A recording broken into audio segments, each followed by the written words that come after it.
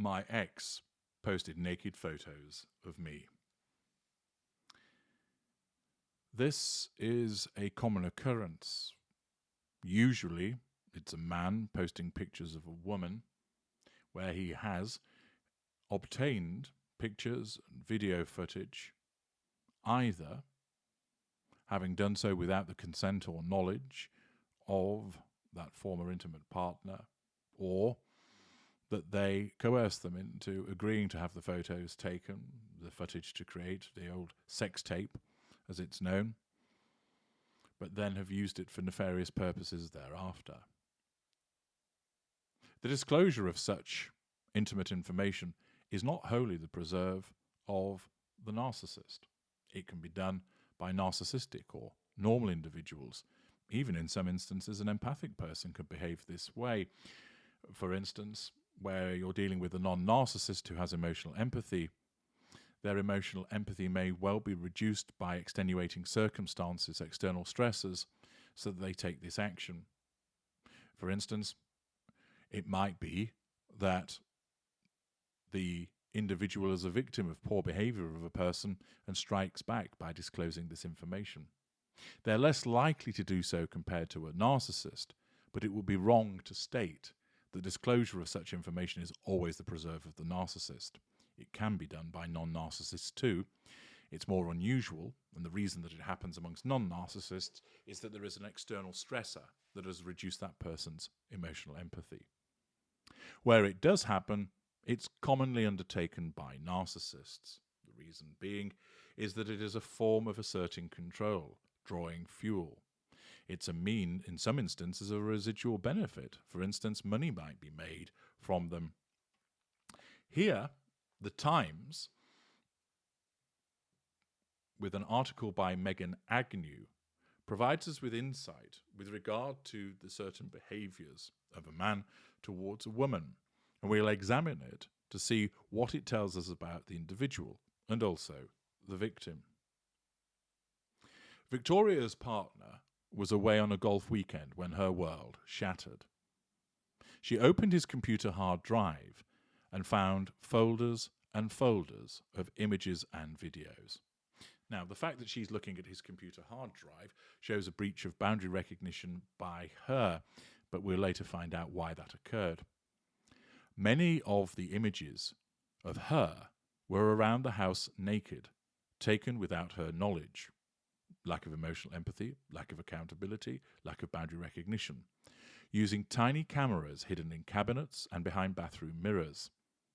Then she saw the screenshots. The material had been uploaded to the internet. Victoria won a landmark case at the High Court, the first reported civil judgment in which damages have been awarded for image-based sexual abuse, formerly known as revenge porn. Speaking for the first time, she has said she wants to be a beacon of hope for other victims. She was awarded almost £100,000 in compensation for personal injury, infringement of privacy, and misuse of private information. Part of the financial compensation will go to contracting a specialist company to remove the material from the internet, which multiplied across sites. Stuart Gaunt, formerly her romantic partner of 18 months, did not provide any defence to the claim. Interjecting there, it's evident that she obtained a summary judgment, a default judgment rather, against him as a consequence of his failure to provide a defence. He decided that he wouldn't deal with the threat to control that is the court proceedings by defending them, and instead asserted control by non-attendance and the provision of no defence. That, of course, would have allowed him the sense of control in that moment, but ultimately worked against him because he ended up with a default judgment against him as described. The 57-year-old had already been criminally convicted of voyeurism relating to the images of Victoria, criminality, lack of accountability, lack of emotional empathy, as well as further sexual offences. However, it was only through the civil claim that she could attempt to get rid of some of the content. Her case sets a precedent for other victims of image-based sexual abuse. It is thought to be the first time financial compensation had been awarded specifically for cleaning the internet of the offensive material, a process not required after a conviction. The 48-year-old, whose name has been changed, said, "We shared the same bed. We shared the same home. I loved him. And then overnight it became total horror." Again, notice that here the victim very much in love with the perpetrator. Victoria and Gaunt met on Tinder in 2016, hunting ground. Gaunt was suave, well-dressed, debonair, a businessman at a swanky lighting company, showing various somatic traits. He was, she thought, a catch. After a few months, she moved into his house, red flag, swift cohabitation, just outside London. Victoria wanted to abstain from sexual intimacy until they got married due to her Christian faith. He said he was happy to wait, she said. "I thought he was an amazing guy." Now, ordinarily, you might think that the narcissist would pressure the victim to have sex prior to marriage.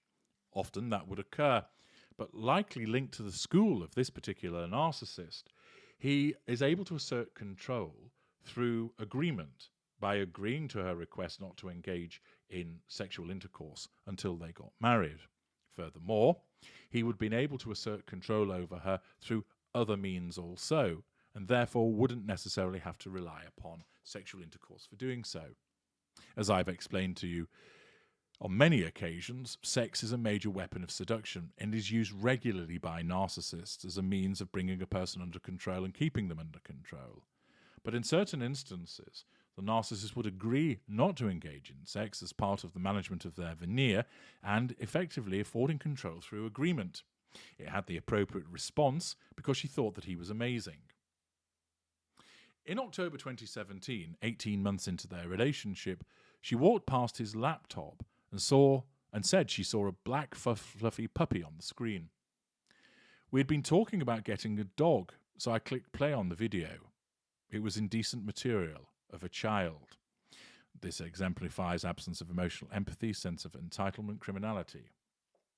This, of course, then tipped her off, and in the following days, when Gaunt was out of the house, she went through the files on his computer and hard drives in full.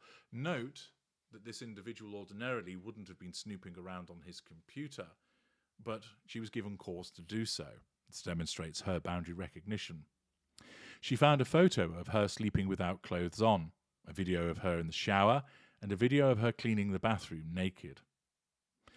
The taking of all of those photographs and videos is a lack of boundary recognition, acting with a sense of entitlement, an absence of emotional empathy for her, and of course is a form of assertion of control. He gains thought fuel from the fact that he has done it. And of course, dependent on what type of narcissist he is, it might have been specifically done for the purposes of blackmailing her in the future, or it was done for the assertion of control in the moment, and at a later juncture, the narcissist may well utilize those photographs and videos for the purpose of control at a later point, without it being the attention at their point of creation. It depends on whether the individual is an aware or unaware narcissist. She further discovered that the defendant, Gaunt, had uploaded the images onto a pornographic website alongside a photograph of her face so she could be recognized. In doing this, Gaunt would be triangulating not tertiary sources with his partner. He'd also be gaining thought fuel from imagining her reaction to this. The photo, said Victoria, was captioned, "Something like dirty sister caught naked." She alerted the police, who found cameras and pieces of surveillance equipment around the house, and computers containing indecent images of children and voyeuristic videos of Victoria and other women. This demonstrates, of course, a repeated course of conduct from this individual with regard to repeatedly looking at indecent images of children, voyeuristic videos of his partner and other women, showing that on a repeated basis he would engage in behaviours with a sense of entitlement, a lack of accountability, poor boundary recognition, and an absence of emotional empathy. Victoria was later diagnosed with chronic PTSD, which caused an enduring personality change. She was paranoid and hypervigilant, searching for hidden cameras behind air conditioning grates and seats everywhere she went, demonstrating the impact of these manipulations upon her. In 2020, Gaunt was found guilty on 3 counts of voyeurism and 2 of making an indecent photograph of a child. He received a 2-year suspended sentence and will be on the sex offenders register for 10 years.